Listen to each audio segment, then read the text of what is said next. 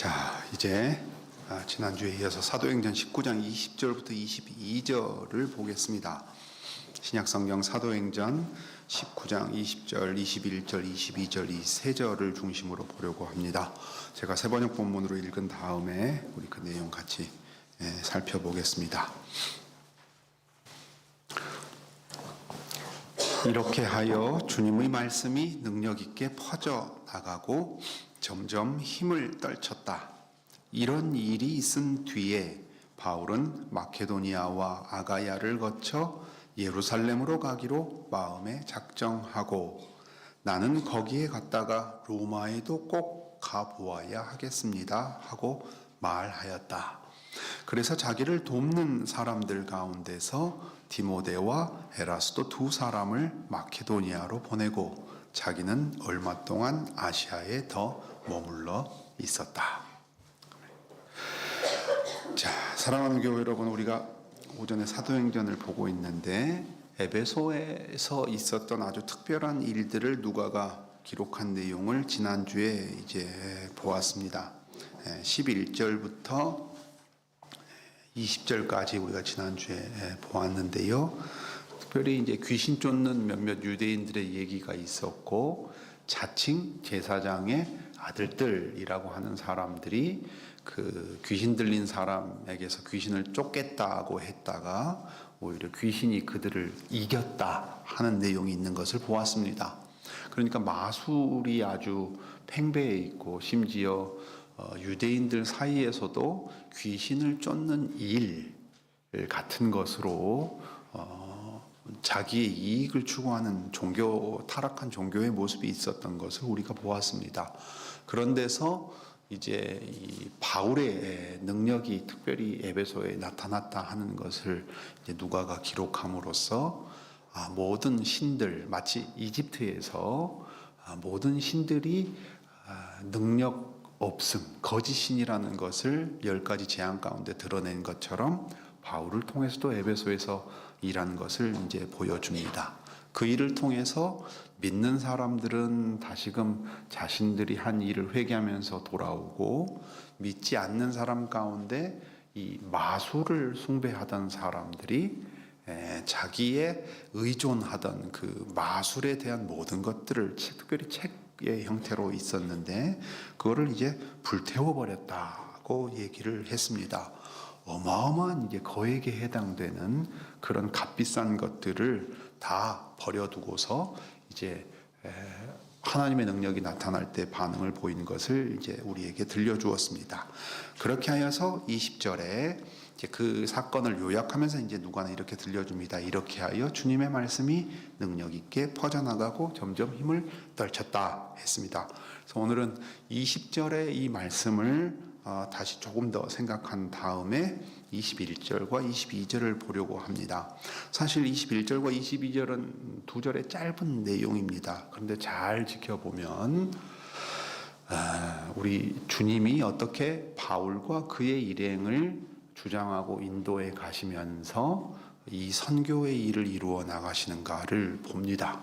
세계의 역사가 바뀌는 일이죠. 교회의 역사에서도 엄청난 일을 지금 행해 가실 때 주님이 어떻게 이끌어 가시고 그것을 사람들이 깨달아서 이 인도하심을 따라가느냐 하는 것을 우리가 볼 수가 있습니다. 자, 먼저 이제 20절의 내용을 보겠습니다.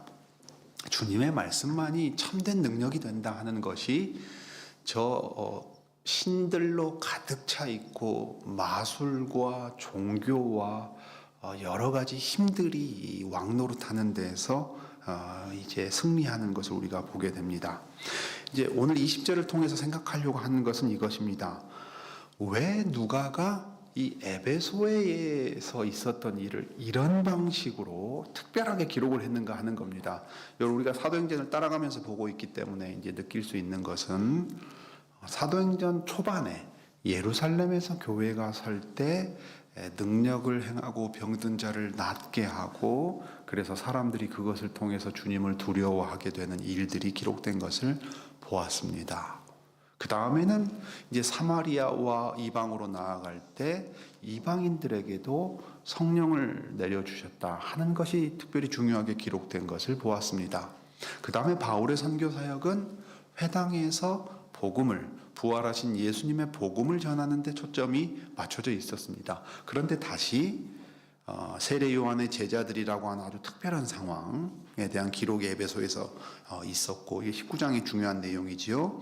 그 다음에 이제 이 유대교 회당에서 분리돼서 두란노 서원에서 가르치게 된 것, 두 해를 넘어가면서 날마다 이 일을 행한 것을 기록했습니다. 그 다음에가 여기 바울을 통해서 하나님의 능력이 나타난 것과 그 다음에 귀신 쫓아내는 유대인들에 대한 이야기를 통해서 참으로 바울을 통해 주 예수님의 능력이 나타나고 있다는 사실이 여기 에베소뿐만 아니라 에베소가 아시아 도의 수도이기 때문에 아시아 지역에 사는 모든 사람들에게 전파된 내용을 우리가 알 수 있게 됩니다. 그러면 누가가 왜 이 이야기를 여기에 이런 방식으로 기록해 두었는가를 생각해 볼 필요가 있어요. 20절에 요약하는 얘기입니다. 누가는 어떤 내용들을 쭉 기록하고 아주 간결하고 요약해서 정리한 다음에 그 기록한 다음에 짤막하니 요약해서 정리할 때 결국 이 모든 일이 무엇을 위해서 어떻게 해서 일어난 거냐 하는 것을 잘 정리해서 들려주는데, 좁게 보면 이 20절의 말씀은 에베소에서 일어났던 일을 이제 요약해서 우리에게 들려주는 겁니다. 이렇게 하여, 그러니까 세례자 요한의 제자들이 요한의 세례만을 알고 있을 때 성령께서 계시고 성령을 받아야 한다는 걸 몰랐는데, 주 예수 그리스도의 이름으로 세례를 받을 때 성령님을 선물로 받는다 하는 것을 분명하게 보여줍니다. 그러니까 이것은 예루살렘에 있는 유대인이나 모든 이방인이나 할 것 없이 모든 부르시는 사람들에게 주시는 은혜라는 것을 확인시켜 주셨고, 유대인들이 이제 이 그리스도의 복음에 적극적으로 반대하고 있을 때 필연적으로 이 예수님을 따르는 제자들이 별도로 나오게 될 수밖에 없다는 것, 그 다음에 에베소 지역에서 이 말씀이 힘을 얻음으로써 에베소의 교회가 든든하게 서게 된다는 것을 분명하게 보여주고 있습니다. 그러니까 에베소라고 하는 지역의 중요성, 그 다음에 에베소에서의 말씀 사역이 성공적인 것의 중요성이 있기 때문에 바울의 사역과 관련해서 누가가 여기에 아주 강조해서 기록해 두고 있다는 거예요. 그러면 이제 에베소라는 곳의 중요성을 조금 더 생각해 볼 필요가 있습니다. 여러분, 에베소는 아시아도의 수도입니다. 본래 바울이 2차 선교 여행 때 이 에베소를 중심으로 해서 일하고 싶어 했어요. 지도를 보여드리면 좋았을 텐데 준비를 못했습니다. 한번 떠올려 보십시오. 예루살렘 팔레스타인 땅에서요, 시리아로 올라갑니다. 수리아 지역에 올라가는 거예요. 그래서 우리 수리아 안디옥 교회가 이 바울과 바나바 파송했다고 했잖아요. 그렇게 함으로써 이방인들이 모인 교회 선교의 본부가 됐습니다. 그 다음에 육로를 따라서 쭉 가면 어디로 갔냐면 1차 선교행의 위치입니다. 갈라디아 지방 같은 데가 나오는 겁니다. 북부로도 갈 수 있고 더 서쪽으로도 갈 수 있죠. 그런데 그쪽으로 가면 어디가 나오냐면 오늘날 이전의 터키, 튀르키예 지역이 나오는 겁니다. 그게 소아시아 지역이라고 부르는 데인데 그 아시아 지역이 있고 아시아 지역의 수도로 에베소가 있습니다. 에베소는 아르테미스, 그러니까 디아나, 다이애나라고도 부르기도 하는 영어 이름 아주 많잖아요. 예, 그 여신입니다. 여신으로 대단히 유명했던 곳입니다. 그래서 그것이 그 지역의 경제의 기반이 될 정도로 아주 유명해서 사람들이 찾아왔고요. 그 다음에 상업적으로도 대단히 융성해 있고 문화적으로 왕성해서 사람들이 오고 나는 길이었어요. 오늘날로 치면 그 메트로폴리스라고 부르는, 예를 들면 어디 뉴욕 같은데, 뭐 파리 같은데, 런던 같은데 이렇게 생각하면 좋은 거예요. 왜냐하면 로마 제국 안에서 한 진짜 세 손가락 안에 꼽히는 도시였기 때문입니다. 거기가 거점이 되면 말 그대로 이걸 통해서 여기 아시아 지역뿐만 아니라 심지어 아가야 마케도니아까지도 연결될 수가 있었어요. 물론 거기는 이제 좀 그 바다를 건너가야 됩니다. 그런 문제가 있습니다. 그러니까 바울은 지금 그리스도께서 자신과 자기 일행을 예수의 복음을 전하라고 보내실 때에는 계획을 가지고 있는 거지요. 아, 주님이 나를 이렇게 보내실 때에는 이러이러한 경로를 따라서 어디에 선교의 거점을 두고 어떻게 하면 주님의 복음이 훨씬 더 잘 전파될 것인가 하는 것을 염두에 두는 겁니다. 특별히 우리를 오늘날로 치면 그냥 시골 곳곳에 그냥 걸어 다니면서 막 전도지 나눠주는 형태가 아니에요. 중요한 거점이 될 만한 큰 도시에 가서 유대인의 회당에서 복음을 전하면서 그리스도의 제자가 생기면 그곳에 교회가 세고 자연스럽게 그곳을 거점으로 해서 확산될 수 있게끔 정책을 펼치는 겁니다. 왜냐하면 자신들은 개척자잖아요. 개척자고 이후에 이 일이 효과적으로 펼쳐지기 위해서는 사람들이 모이고 또 오가는 곳, 영향을 줄 수 있는 곳으로 가야 돼요. 그런 생각들이 있습니다. 주님이 인도하실 때 그렇게 대체로 인도에 가셨어요. 그런데 2차 선교여행 때 에베소를 중심으로 하거나 더 북쪽으로 가려는 걸 막으셔가지고 이제 마케도니아로 갔다 아가야 지역으로 갑니다.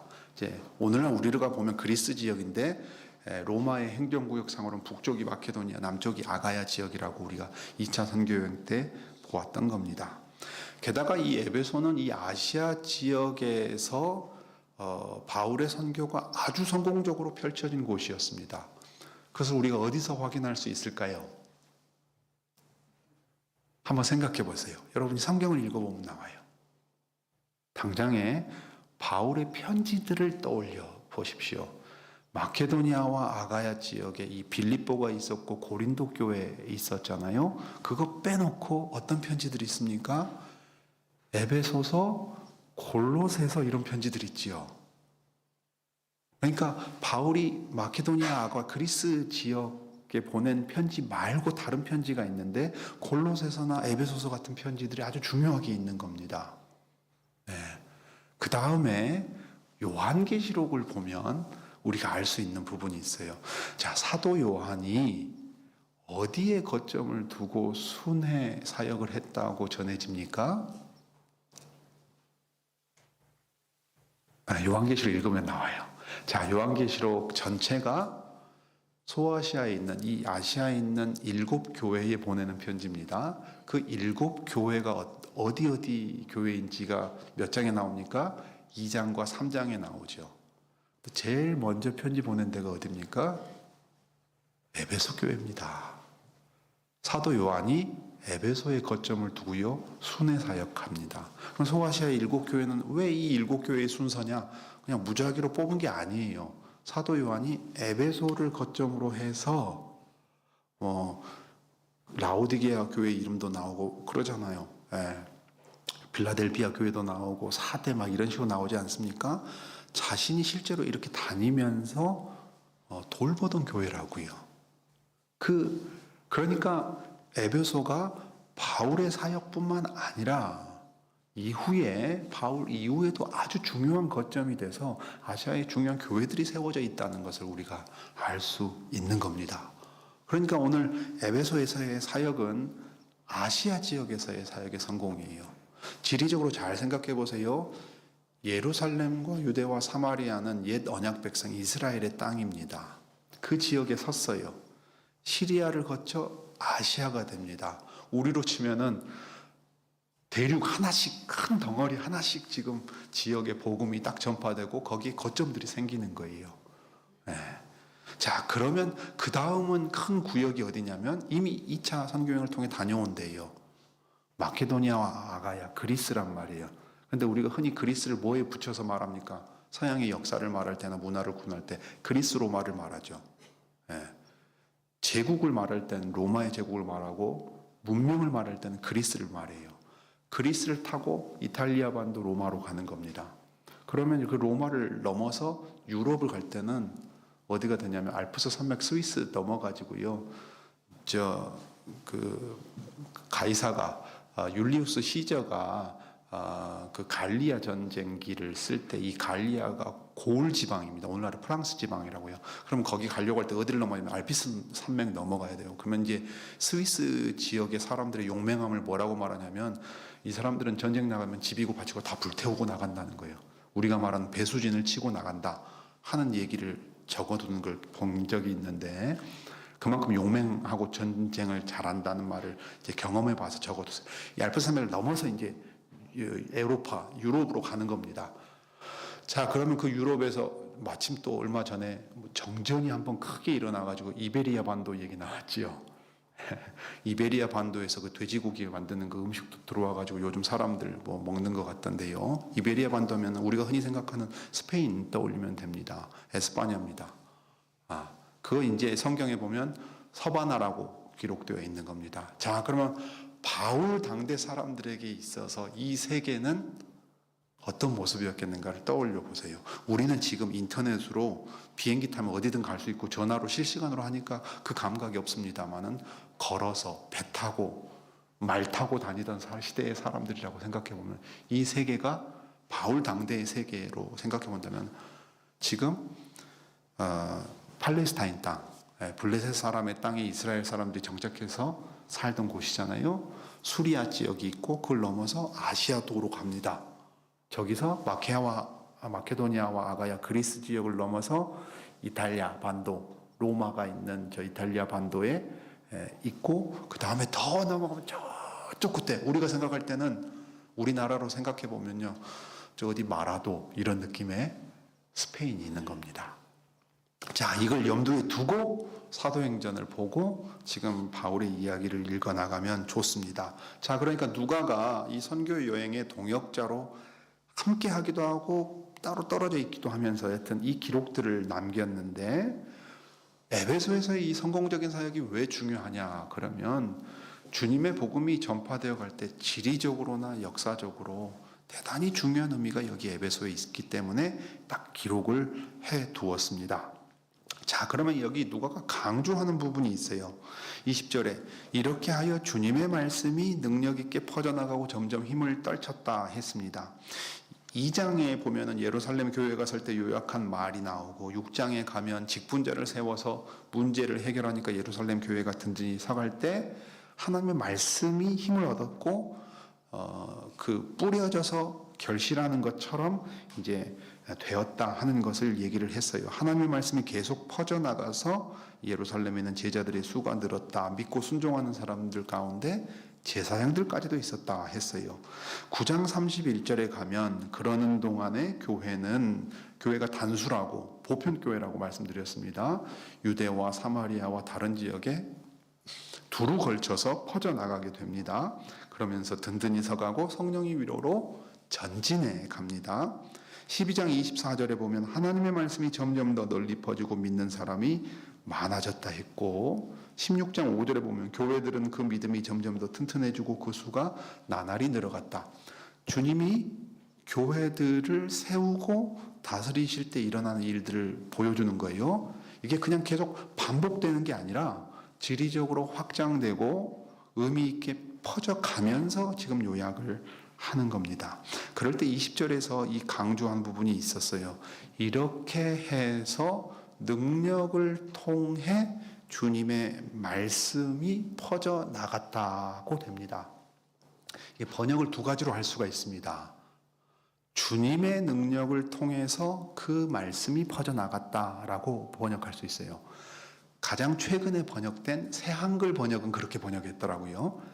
기존 번역은 주님의 말씀이 능력 있게 퍼져 나갔다 했습니다. 둘 다 가능해요.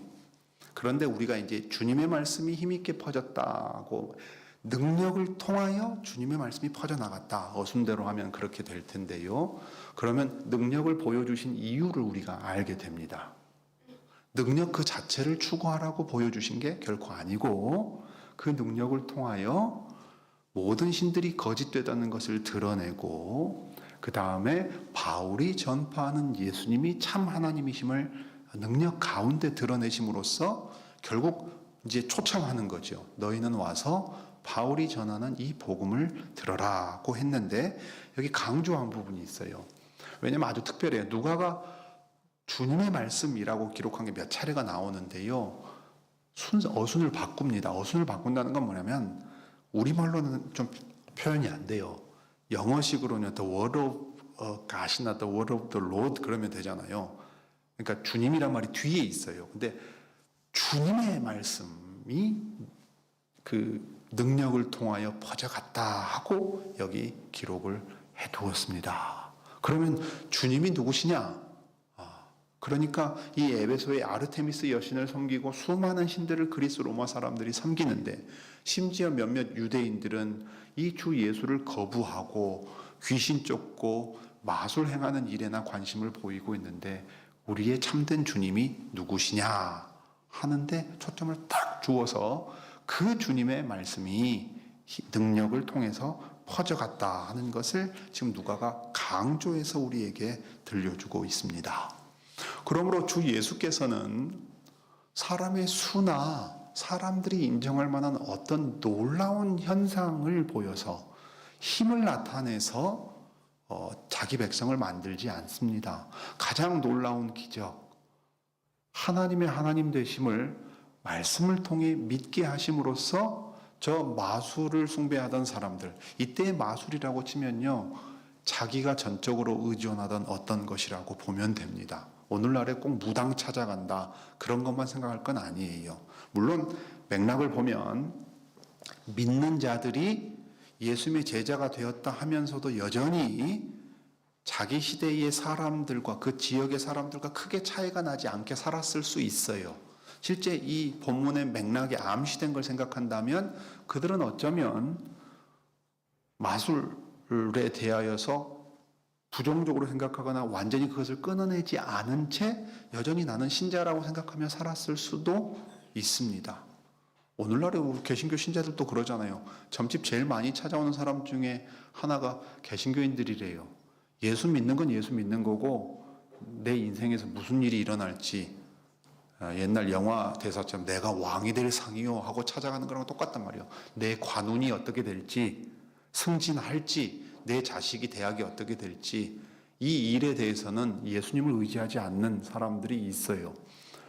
이 혼합된 문화 속에서 에베소 신자들은 충분히 그렇게 살 가능성이 높은 사람들이었습니다. 다른 어떤 것을 의지합니다. 어떤 학자는 현대인들에게는 약물을 의지하거나, 서양이 그렇잖아요. 수면제에 의지해서 겨우 잠드는 사람들, 진통제에 의지하며 살아야 되는 사람들, 또는 사람들의 시선을 의식해서 계속해서 성형 수술을 받아야 된다거나 미용과 관련된 시술을 받아야만 되는 현대인들의 모습이 마술을 의지하던 그 당시 사람과 차이가 없을 거라고 말하기도 했습니다. 우리가 의지하는 다른 어떤 것이 우리의 신이 되어 있는 걸 우리는 본단 말이지요. 그런데 그 모든 것을 버릴 수 있게 만듭니다. 오늘날은 이걸 중독이라고 표현할 수도 있겠지요. 중독 스스로 못 끊어내는 겁니다. 도박에 빠진 사람들, 약물에 빠진 사람들, 다른 어떤 뒤틀린 것에 사로잡힌 사람들, 이 악귀에 사로잡힌 것과 다를 바 없는 모습에 빠지는데 주님의 말씀이 그 사람들로 하여금 그 모든 것에서 해방을 시켜서 주님의 말씀을 듣고 건전하고 바른 정신 가운데 그 삶을 영위할 수 있도록 돌이킬 힘을 줍니다. 이것이야말로 가장 놀라운 일입니다. 죽은 자를 살리는 생명의 능력이기 때문입니다. 자, 그럴 때 이제 21절과 22절의 내용이 나옵니다.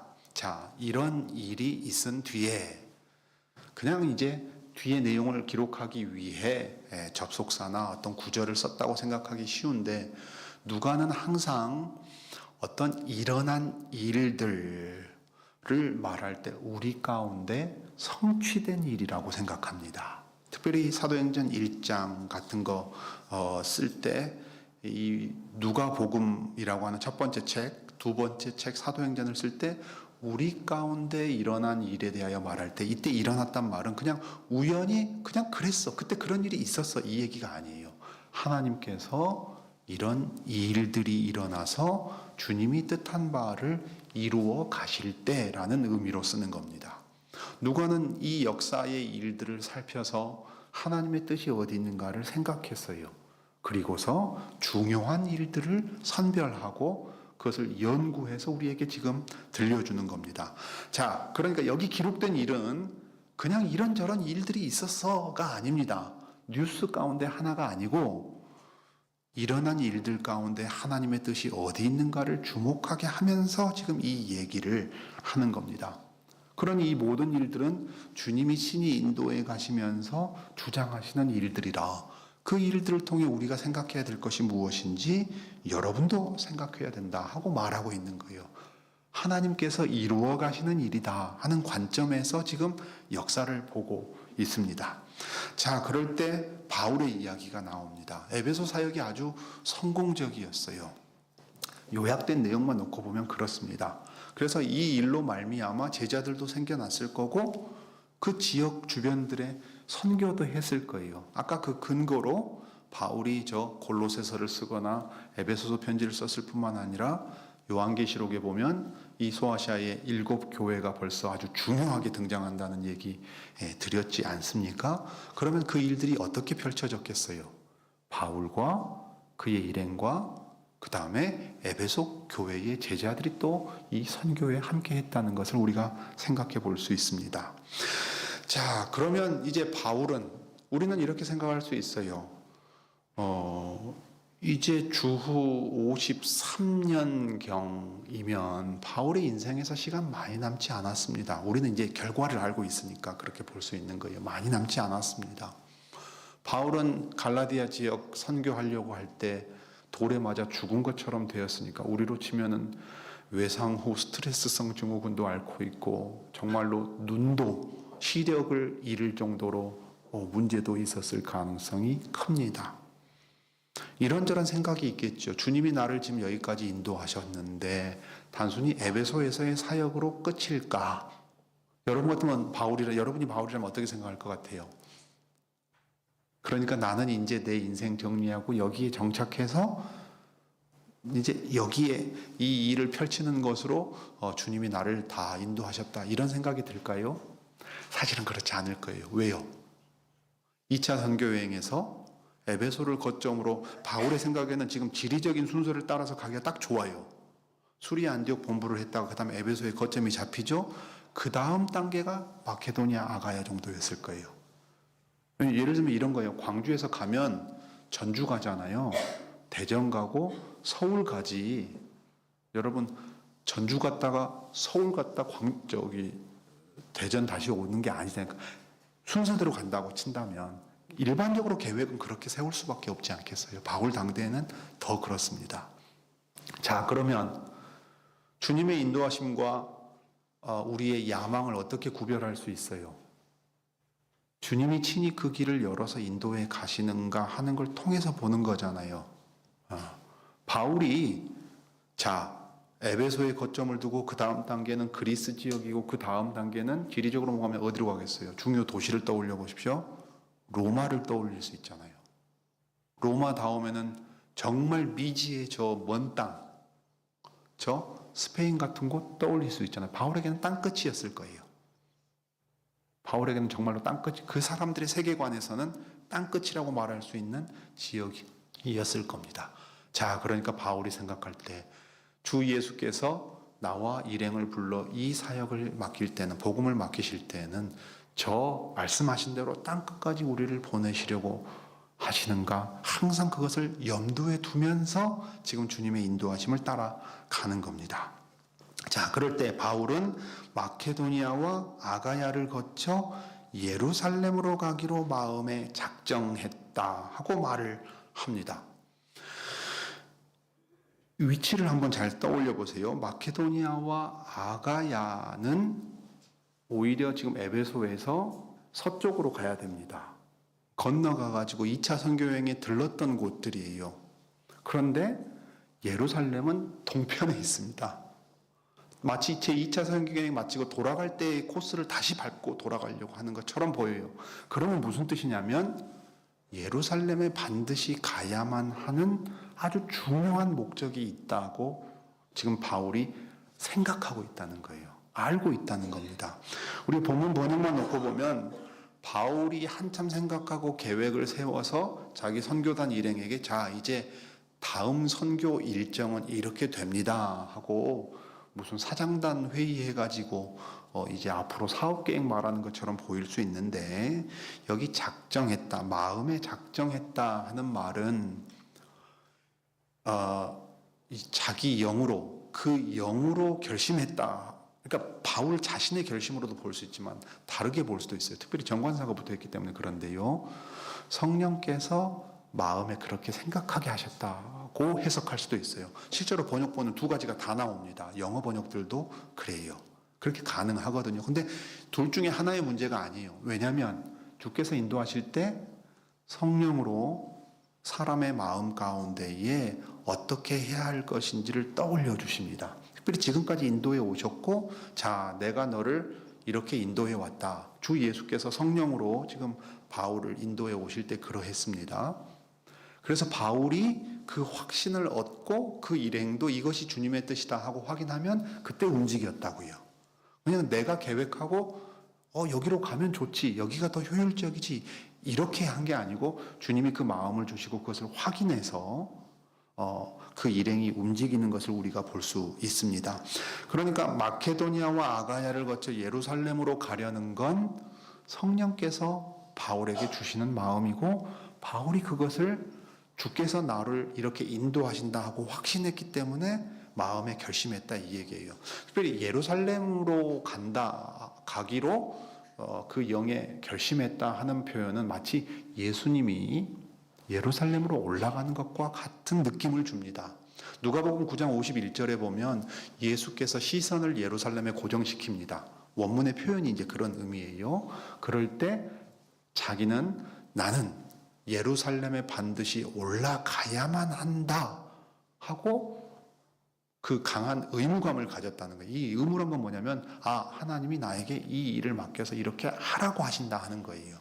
그래서 이제 9장 51절부터 보면 사마리아를 거쳐서 예루살렘에 가는 이야기가 누가복음에 길게 기록되어 있습니다. 그러니 바울에게 있어서 그리스 지역 마케도니아와 아가야를 거쳐 예루살렘으로 가야 된다는 건 주께서 우리를 그리로 이끌어 가신다 하고 떠올리는 거예요. 그러면 마케도니아와 아가야는 우리를 보내서 마케도니아 사람의 환상을 밤에 보고서 와서 우리를 도우라 하신 대로 주 예수의 복음을 전해서 교회들이 섰어요. 빌립보 교회가 섰고, 데살로니가 교회가 섰고, 고린도 교회가 섰습니다. 그곳을 다시 둘러보겠다는 얘기예요. 그러면 왜 예루살렘에 가야 하는가?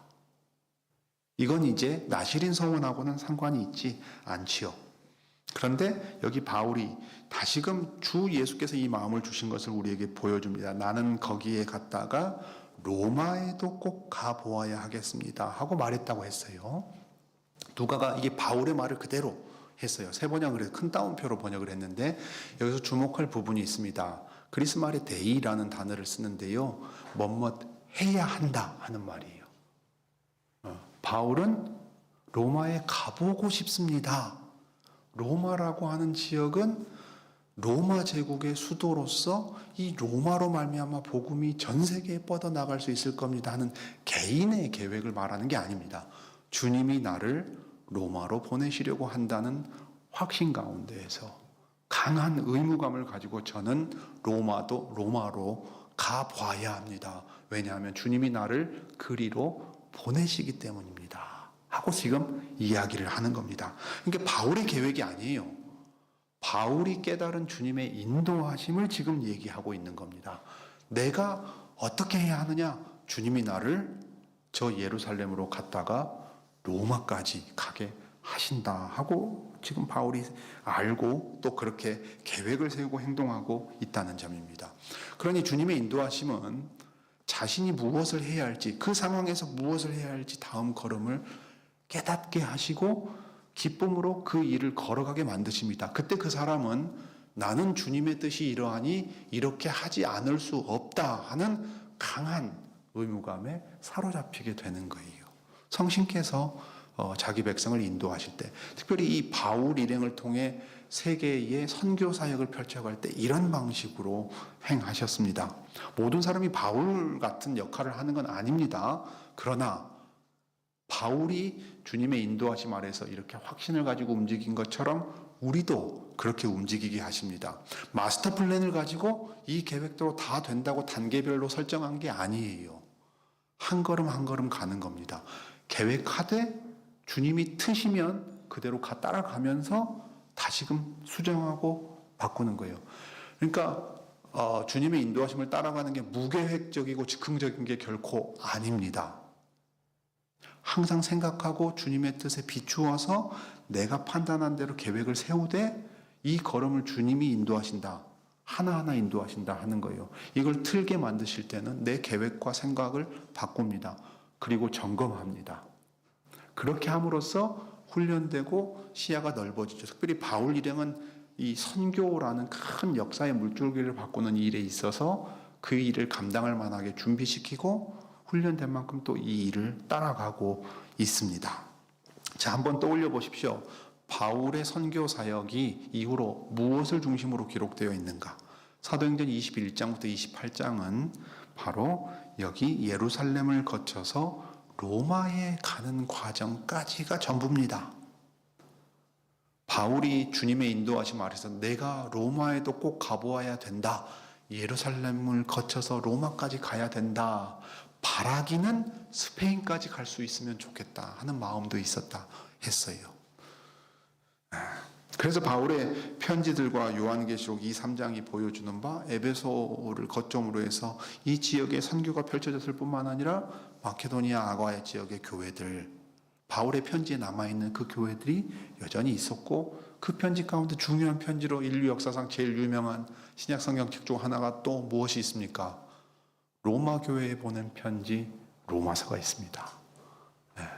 로마 교회를 바울이 세우지 않았어요. 그럼에도 불구하고 내가 로마에 꼭 가보아야 된다고 생각을 했습니다. 자, 그럴 때 바울은 왜 예루살렘에 가려고 했을까? 이 사도행전 20장에 보면 내가 심령에 매여 예루살렘으로 간다 하는 표현이 나옵니다. 예. 그럴 때 이제 로마서 15장에 보면 25절부터 31절에 바울이 그 얘기를 기록한 게 나오는데 지금 나는 성도들을 돕는 일로 예루살렘에 갑니다. 마케도니아와 아가야 사람들이 기쁜 마음으로 예루살렘에 사는 성도들 가운데 가난한 사람들에게 보낼 구제금을 마련하였기 때문입니다. 그러므로 나는 이 일을 마치고 그들에게 이 열매를 확실하게 전해준 뒤에 여러분에게 들렀다가 스페인으로 가겠습니다. 내가 여러분에게 갈 때 그리스도의 충만한 복을 가지고 갈 것으로 압니다 했어요.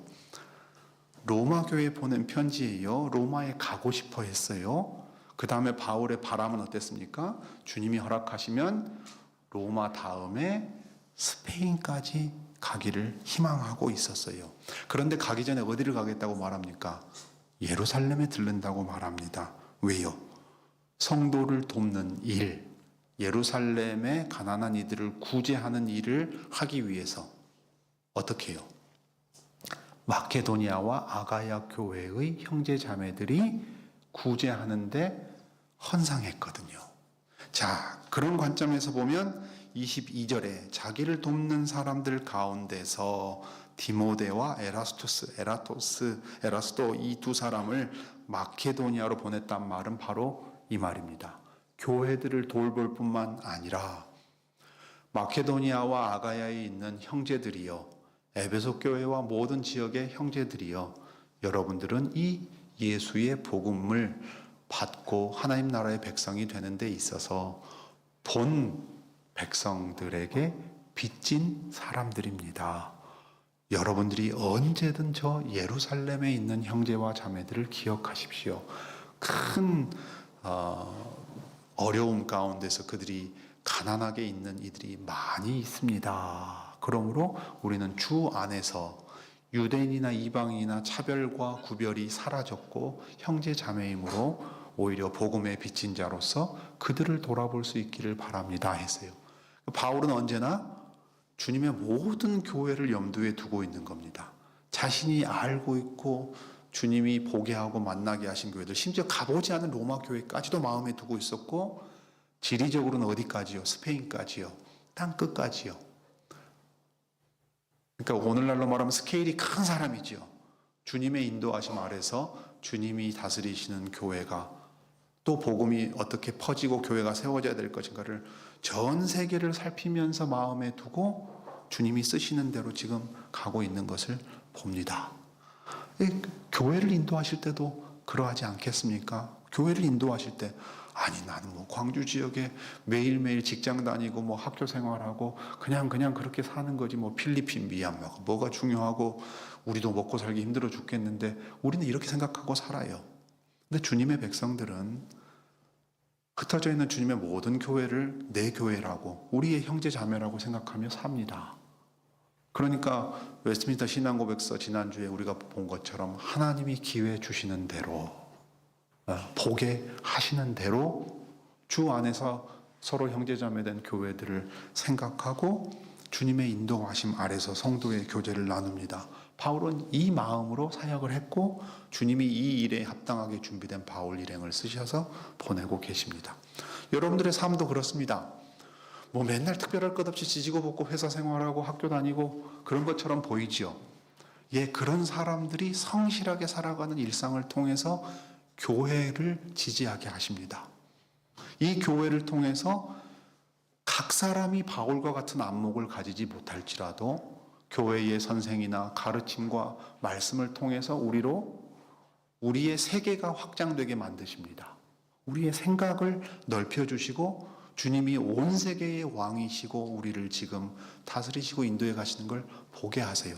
우리는 정말로 저쪽 서양 사람들이 볼 때는 극동의 파리스트의 그 모퉁이에 있는 작은 나라겠지요. 그러나 그런 우리 시대에는 세계 곳곳의 일들을 들을 수 있고 알 수 있고 서로 도울 수 있게 하셨습니다. 그러니 바울 일행을 이런 방식으로 인도하셨던 것처럼 우리도 오늘날 주님이 친히 인도해 가실 때 주님이 마땅히 우리에게 이런 일을 행하라 하신다 하는 마음이 확고해지고, 이것이 형제와 자매를 돌아보는 일이고 주님의 교회를 세워가는 일이라고, 그래서 주님이 인도하신다고 깨닫게 되거든 우리가 기쁨으로 이 일에 참여할 수 있기를 바랍니다. 이것이 바로 주님의 백성들이 주님의 교회를 통하여 주님의 다스림에 함께 참여하는 일이기 때문입니다. 자, 기도하겠습니다.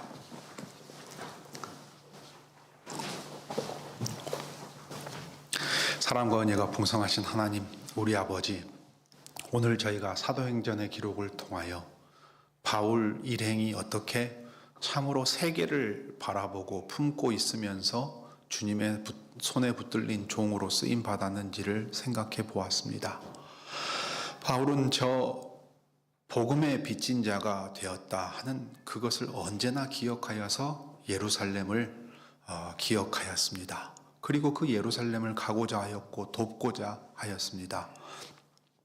그로 말미암아 이제 바울의 사역은 예루살렘에서 시작하였으나 저 땅끝에 이르는 스페인까지도 바라보면서 주님의 인도하심 아래에서 한 걸음 한 걸음 나아갈 수 있게 되었고, 그가 계획하지 않은 일일지라도 그를 통하여 세계의 역사를 변화시킨 큰 흐름을 만들어내게 하셨습니다.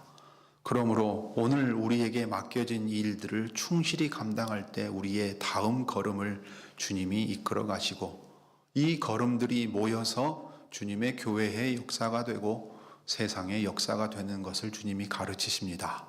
그러므로 주님, 우리가 주님의 말씀을 따라 또 역사를 살피고 배우고 우리의 현실을 분별해 나갈 때 우리로 무엇을 행해야 할 것인지, 어떻게 해야 할 것인지 가르쳐 주셔서 바울이 내가 마케도니아와 아가야를 거쳐 예루살렘으로 갔다가 저 로마도 가보아야 한다 했던 것처럼 우리는 마땅히 주님의 교회로서 이렇게 행해야 되겠습니다 하는 인식이 있고, 그 인식을 따라 사명을 수행해가는 교회가 되게 해주시기를 구합니다.